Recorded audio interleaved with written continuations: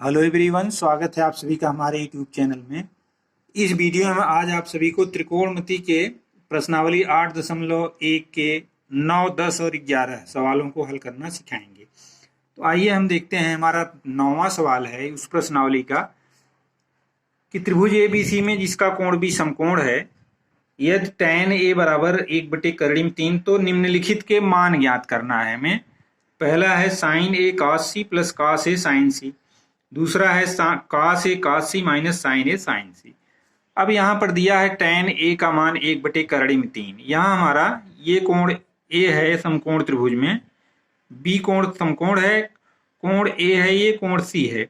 तो tan a इस कोण का टेंजेंट दिया गया है 1/3। हम जानते हैं tan थीटा बराबर होता है लंब बटे आधार, यानी एक ये भुजा होगी और कर्णिम 3 ये होगी, लंब ये है कर्णिम 3। अब हम इसकी सहायता से AC का मान ज्ञात कर लेंगे।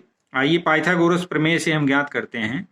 AC स्क्वायर बराबर कर्ण पर बना वर्ग बराबर लंब पर बने वर्ग और आधार पर बने वर्ग के योग के बराबर होता है। तो ये 1 का वर्ग धन कर्णिम 3 का स्क्वायर कर देंगे, तो ये हमारा 1 आ जाएगा धन 3 आ जाएगा और 3 1 ये 4 हो जाएगा। अब AC का मान हम निकालेंगे, AC वर्गमूल ले लेंगे तो 4 का वर्गमूल जब लेंगे तो 2 आ जाएगा, यानी इसका मान हमारा आ गया 2। अब हम sin A cos A sin C का मान ज्ञात करेंगे। ये रहा हमारा पहला सवाल है, ये फर्स्ट पार्ट इसका। sin A cos C, यहां पर हम sin A का मान जब निकालेंगे, sin A cos C plus cos A sin C plus cos A sin C। यहां ध्यान ये देना है कि जब इस कोण का त्रिकोणमितीय अनुपात निकालेंगे तो ये साइड जो है ये लंब हो जाएगी, और इसका निकाल रहे हैं तो इसके सामने वाली साइड ये लंब होगी। तो sin A यानी लंब बटे कर्ण होता है, तो इसका मान हम लिख देंगे sin A का मान 1/2, साइन ऑफ A लंब बटे कर्ण 1/2, इसकी जगह हम लिख देंगे 1/2। cos C, इसका हम जब कोसाइन लेंगे तो ये लंब हो जाएगा, ये आधार हो जाएगा। तो cos थीटा बराबर होता है आधार बटे कर्ण, तो cos C का मान भी हो जाएगा 1/2, यानी cos C का मान भी 1/2 हो गया। धन cos A, इसका कोसाइन फार्मूला होगा cos थीटा बराबर आधार बटे कर्ण, तो जब इसका कोसाइन लेंगे तो cos A बराबर कर्णिम 3/2, आधार इसका कर्णिम 3 हो जाएगा और कर्ण इसका 2 है, कर्ण नहीं बदलता है। तो cos A का मान हम यहाँ लिख देंगे कर्णिम 3/2। यहाँ ये ध्यान देना है। sin C, अब इस कोण का हम साइन निकालेंगे तो इसके सामने वाली भुजा ये लंब हो जाएगी, तो sin C बराबर कर्णिम 3/2 लंब बटे कर्ण, तो इसकी जगह भी लिख देंगे हम कर्णिम 3/2।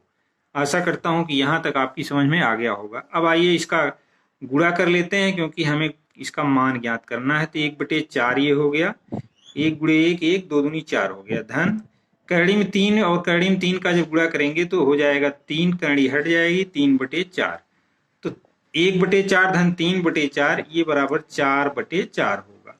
जब अंश हर बराबर हो तो उसका मान 1 हो जाता है, यानी इसका मान sin A cos C plus cos A sin C का मान 1 होगा, यही आंसर आ जाएगा। अब आइए दूसरा पार्ट देखते हैं। इसका दूसरा पार्ट है cos A cos C, ये सेकेंड पार्ट हम लेते हैं। cos A cos C minus sin A sin C minus sin A sin C। अब यहाँ cos A का मान हम लेंगे, cos A का मान आधार बटे कर्ण होगा, तो यहाँ कर्णिम 3/2 हम ले लेंगे, और cos C का मान इसके लिए आधार ये हो जाएगा हमारा। जब इसका हम कोसाइन निकालेंगे तो हमने बताया कि जिस कोण का त्रिकोणमितीय अनुपात निकालते हैं उसके सामने वाली साइड को हम लंब परपेंडिकुलर मानते हैं, और जो कोण ये इसका आधार हो जाएगा यानी बेस हो जाएगा। cos C का मान 1/2 हो गया, माइनस sin A का मान 1/2 इंटू sin C का मान कर्णिम 3/2 इंटू कर्णिम 3/2। अब यहाँ पर हम गुणा कर लेंगे तो कर्णिम 3/2 करड़ी में 3/2 का गुणा 2 में होगा तो 4 हो जाएगा। ऋण यहाँ पर भी करड़ी में 3/4 हो जाएगा। अब यहाँ करड़ी में 3 में से करड़ी में 3 घटाएंगे तो 0 हो जाएगा, 0/4 ये हो जाएगा 0। यही हमारा आंसर होगा। तो इस तरीके से अगर ऐसे सवाल दिए गए हों तो हम बहुत ही आसानी से उनका मान निकाल करके उसमें रख करके उसका मान ज्ञात कर सकते हैं। तो आशा करता हूं कि ये सवाल आपकी समझ में आ गया होगा। अब आइए अगला सवाल देखते हैं। ये रहा हमारा अगला सवाल। इसमें दिया गया है त्रिभुज PQR है जिसमें कोण Q समकोण है और दिया है PQ प्लस QR 25 सेंटीमीटर है और PQ 5 सेंटीमीटर दिया गया है। तो साइन P, cos P और tan P का मान ज्ञात करना है। यहाँ हम एक त्रिभुज ले लेंगे। यहाँ दिया है कोण Q समकोण है और PQR ये त्रिभुज है। PQ प्लस QR का मान दिया गया है 25 है। तो PQ प्लस QR और ये 5 है तो इसका मान हो जाएगा 20। 25 में से 5 घटा लेंगे तो ये 20 हो जाएगा। इन दोनों का योग 25 है, इसका मान हमारा 5 है तो इसका मान हमारा 25 में से 5 घटा लेंगे तो ये 20 हो जाएगा। यहाँ PQ प्लस QR ये दिया है 25। अब यहाँ पर हम RQ का मान निकालेंगे, ये QR का मान 5 धन QR बराबर 25 है तो QR बराबर हमारा हो जाएगा 20। इस तरीके से इसका मान हम निकालेंगे। अब हम पाइथागोरस प्रमेय से PR² का मान निकाल लेते हैं। PR² बराबर हमारा हो जाएगा PQ² plus QR²। PQ² plus QR² के तो ये 5 का वर्ग हो जाएगा धन 20 का वर्ग हो जाएगा। 5 का वर्ग 25 हो गया और 20 का वर्ग हो जाएगा 20 का वर्ग 20 दूनी 20 40 और एक 0 और हो जाएगा तो ये 400 हो गया। तो ये हो गया हमारा 425। PQ² बराबर 425। PQ बराबर 425 का वर्गमूल हम ले लेंगे। 425 का वर्गमूल ले लेंगे। आइए वर्गमूल ज्ञात करते हैं। तो ये हमारा हो जाएगा 25 गुणे 17। इसका गुणनखंड कर लेंगे तो 25 गुणे 17 आ जाएगा। अब 25 का वर्गमूल हम निकालेंगे तो 5 आ जाएगा। 5 17 का नहीं निकाल पाएंगे तो 5/17 यही इसका वर्गमूल हो जाएगा। अब यहाँ पर हमें निकालना है sign P, cos P, tan P का मान। आइए हम इसको बहुत आसानी से ज्ञात कर लेंगे। साइन P इस कोण का निकालना है तो ये हो जाएगा PQ/PR। PQ/PR यानी लंब बटे कर्ण, परपेंडिकुलर अपॉन हाइपोटेन्यूज। तो PQ का मान 20 आया है और इसका मान आ गया 5/16 आ गया है, 17 आया है तो ये हो जाएगा 5/17।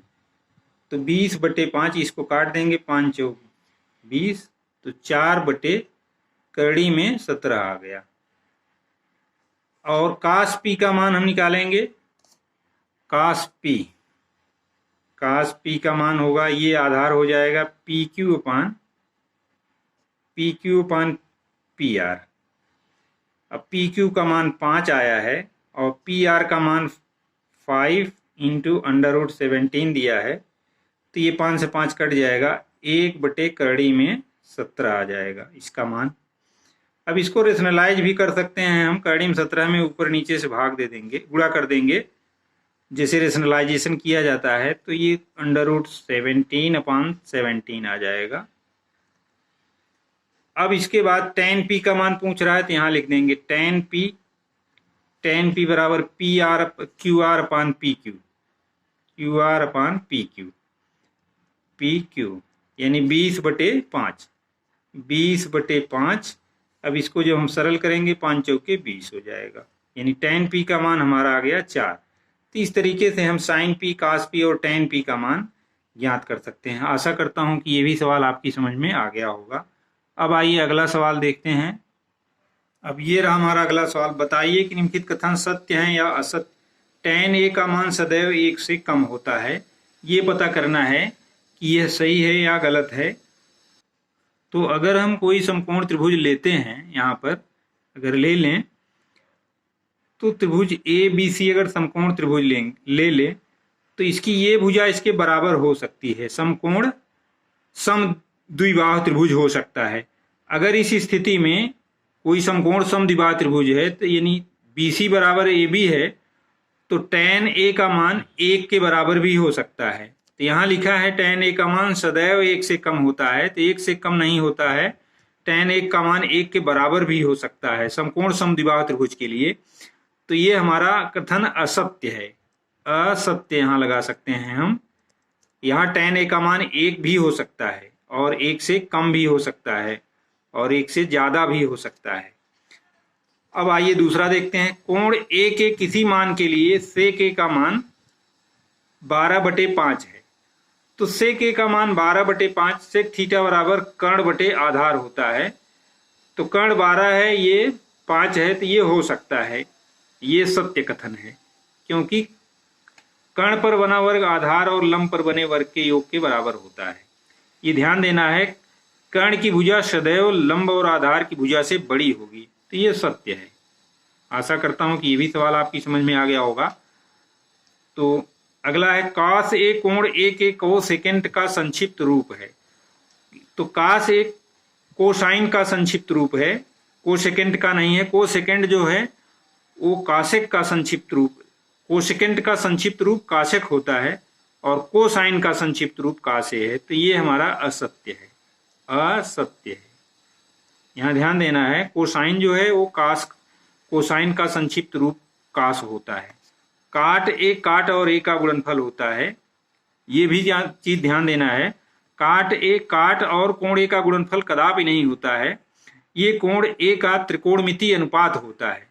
काट AB और AC का ये अनुपात होता है, ये इस कोण का जब कोटेंजेंट लेंगे गुणनफल कदापि नहीं होता है। ये भी असत्य कथन है, असत्य। किसी भी कोण थीटा के लिए साइन थीटा बराबर 4/3। साइन थीटा बराबर 4/3 यानी अगर इसमें ये भुजा 4 हो और ये 3 हो तो साइन, अगर ये कोण थीटा हो तो साइन थीटा का मान 4/3 यानी लंब का वर्ग कर्ण पर बने वर्ग से बड़ा यहाँ दिया है, तो लंब का वर्ग कर्ण के वर्ग से कदापि बड़ा नहीं होता है। तो ये हमारा कथन असत्य है। कर्ण सदैव लंब से बड़ा होगा, यानी ये भुजा सदैव नीचे वाले से बड़ी होगी, तभी साइन थीटा का मान उतना आएगा। असत्य कथन है। तो इस तरीके से हमने आप सभी को कारण सहित बता दिया कि निम्नलिखित जो कथन दिए गए हैं सत्य हैं या असत्य हैं। आशा करता हूं कि ये समझ में आ गया होगा। इस तरीके से हमने आज आप सभी को प्रश्नावली 8.1 का 9वां, 10वां और 11वां सवाल संक्षेप में हल कर सिखाने का प्रयास किया। आशा करता हूं कि सभी सवाल आप समझ गए होंगे। तो अगर आप समझ गए हैं तो वीडियो अच्छा लगे तो वीडियो को लाइक और शेयर करें, और चैनल पर नए हो तो प्लीज़ मेरे चैनल को सब्सक्राइब करें। मिलते हैं अगले वीडियो में कुछ इसी तरह के सवालों के साथ, तब तक के लिए धन्यवाद।